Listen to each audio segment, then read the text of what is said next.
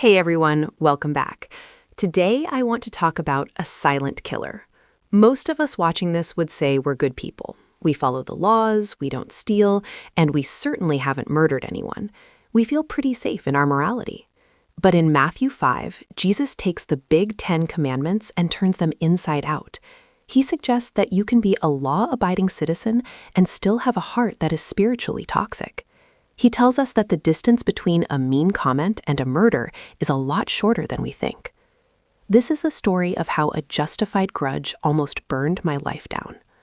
About 3 years ago, I was working with a guy named Jeff.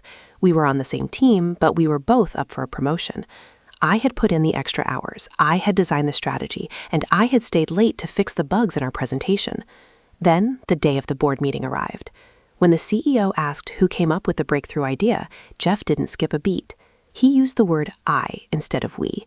He took the credit, he took the praise, and 2 weeks later, he took the corner office.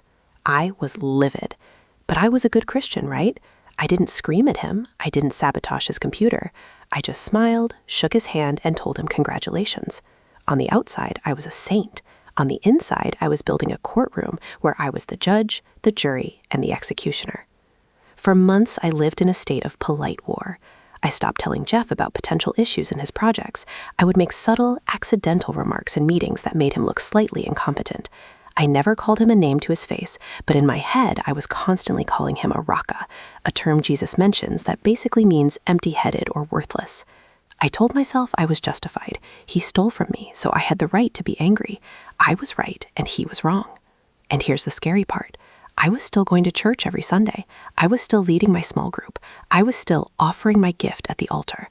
I thought I could manage my relationship with God while harboring a secret desire to see Jeff fail. I thought God only cared about my outward behavior, not the simmering fire in my basement. One morning, I was prepping for our small group and read Matthew 5:23-24.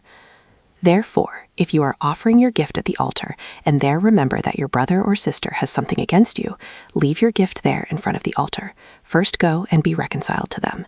Then come and offer your gift. It hit me like a physical weight.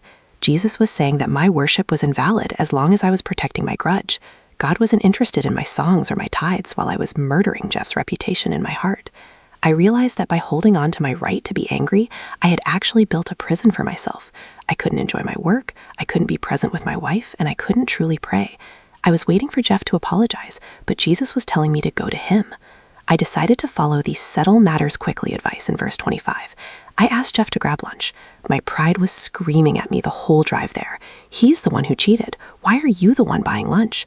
But I knew that if I didn't settle this, the bitterness was going to hand me over to a judge of my own making, a life defined by resentment. At lunch, I didn't attack him. I just said, hey Jeff, I've been harboring a lot of anger toward you because of how that promotion went down. I've been passive-aggressive and I haven't been a good teammate. I want to ask for your forgiveness for my attitude. Jeff was stunned. He actually admitted he had felt guilty about the presentation but didn't know how to bring it up. The courtroom in my heart suddenly vanished. Jesus warns us about anger because he knows that anger is the seed and murder is the full-grown tree. If you let the seed stay in the soil, the tree will eventually grow. You might not kill someone with a weapon, but you can kill a relationship with a cold shoulder. You can kill someone's spirit with a look. You can kill your own peace by insisting on being right. Reconciliation isn't about saying the other person was right. It's about saying that your relationship with God and your own peace of mind are more important than your ego. It's about realizing that the fire of hell Jesus mentions isn't just a future threat. It's the reality of a heart consumed by unbridled rage. Thanks for watching. Here are today's reflection questions. Is there someone you've been murdering in your heart while maintaining a polite exterior? And what's it actually costing you? What gift at the altar are you trying to offer God while holding on to a grudge you know you need to release? Drop your thoughts about the story in the comments below. Your experience might encourage someone else facing the same choice. If this resonated with you, hit that like button, share this with someone who needs to hear it, and subscribe.